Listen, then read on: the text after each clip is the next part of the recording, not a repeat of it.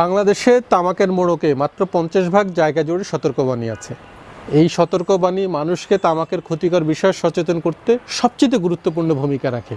কারণ যারা সিগারেট কেনেন কিংবা যারা সিগারেটের প্যাকেট দেখেন তারা প্রত্যেকেই এই তামাকের ক্ষতিকর বিষয়গুলো দেখতে পান।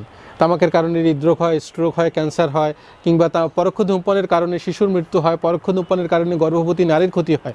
এই বিষয়গুলো দেখা যায় এবং আপনারা লক্ষ্য করবেন যে আমাদের পাশের দেশ ভারত আমাদের অনেক পরে এফসিটিসি স্বাক্ষর করেছে। তাদের কিন্তু তামাকের মোড়কে সচিত্র স্বাস্থ্য সতর্কবাণী 85%। আমাদের অনেক পরে নেপাল এই এফসিটিসি র্যাটিফাই করেছে, তাদের কিন্তু 90 ভাগ জায়গা জুড়ে সতর্কবাণী দেওয়া হচ্ছে। পাকিস্তান, মিয়ানমার, শ্রীলঙ্কা তাদেরও কিন্তু সচিত্র স্বাস্থ্য সতর্কবাণী আমাদের চাইতে অনেক বড়।